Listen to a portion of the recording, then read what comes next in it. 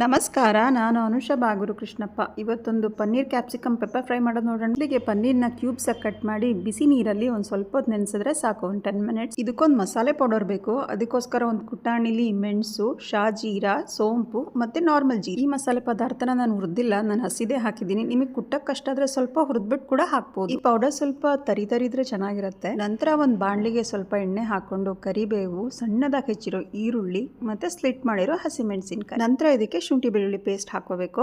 ಶುಂಠಿ ಬೆಳ್ಳುಳ್ಳಿ ಪೇಸ್ಟ್ಗೆ ನಾನು ಮುಂಚೆನೇ ಚಕ್ಕೆ ಲವಂಗ ಏಲಕ್ಕಿ ಹಾಕಿ ರುಬ್ಬಿಟ್ಕೊಂಡಿರ್ತೀನಿ, ಸೊ ಅದೇ ಹಾಕಿದ್ದೆ ನಾನು. ನಂತರ ಅರಿಶಿಣ ಹಾಕಿ ಸಣ್ಣದಾಗಿ ಹೆಚ್ಚಿರೋ ಟೊಮೆಟೊ ಹಾಕಿದ ತಕ್ಷಣ ಕ್ಯೂಬ್ಸ್ ಮಾಡ್ಕೊಂಡಿರೋ ಕ್ಯಾಪ್ಸಿಕಮ್. ಟೊಮೆಟೊನ ನೀವು ನೋಡ್ಕೊಂಡು ಹಾಕಿದ್ರೆ ಒಳ್ಳೇದು, ಪನ್ನೀರು ಉಳಿರುತ್ತಲ್ಲ. ನಾನು ಹಾಗೆ ಜಾಮೂನ್ ಟೊಮೆಟೊ ಯೂಸ್ ಮಾಡಿರೋದು. ನಂತರ ಪನ್ನೀರ್ ಹಾಕೋದು, ಹಾಗೆ ಕುಟ್ಟಿಟ್ಕೊಂಡಿದ್ವಲ್ಲ ಮಸಾಲೆ ಪುಡಿ ಅದನ್ನು ಹಾಕೋದು. ಹಾಗಂತ ಉಪ್ಪು ಹಾಕೋದು ಮರಿಬೇಡಿ. ಪನ್ನೀರ್ ಹಾಕಿದ್ಮೇಲೆ ನೀವು ಇದನ್ನ ನಿಧಾನಕ್ಕೆ ಎದಕ್ಬೇಕು, ಇಲ್ಲ ಪನ್ನೀರೆಲ್ಲ ಪುಡಿ ಪುಡಿಯಾಗಿ ಪನ್ನೀರ್ ಬುರ್ಜಿ ಆಗುತ್ತೆ. ಆಮೇಲೆ ಲಿಡ್ ಕ್ಲೋಸ್ ಮಾಡಿ ಕಡಿಮೆ ಉರಿಲಿ ಬೇಗ ಬಿಡೋದು. ಲಾಸ್ಟಲ್ಲಿ ಇಳಿಸ್ಬೇಕಾದ್ರೆ ಕೊತ್ತಂಬರಿ ಸೊಪ್ಪು ಮತ್ತೆ ಧನಿಯಾ ಪುಡಿ ಒಂದು ಅರ್ಧ ಚಮಚ ಆದರೆ ಸಾಕು. ಈ ಪೆಪ್ಪರ್ ಫ್ರೈಗೆ ಖಾರ ಕೊಡೋದು ಹಸಿಮೆಣಸಿನ್ಕಾಯಿ ಮತ್ತೆ ಮೆಣಸು ಮಾತ್ರ.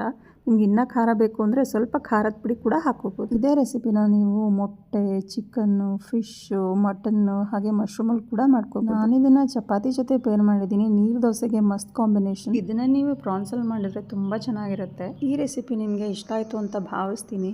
ರೆಸಿಪಿ ಟ್ರೈ ಮಾಡಿ ಹೇಗೆ ಬಂತು ಅಂತ ಹೇಳಿ. Thanks for watching. Have a good day.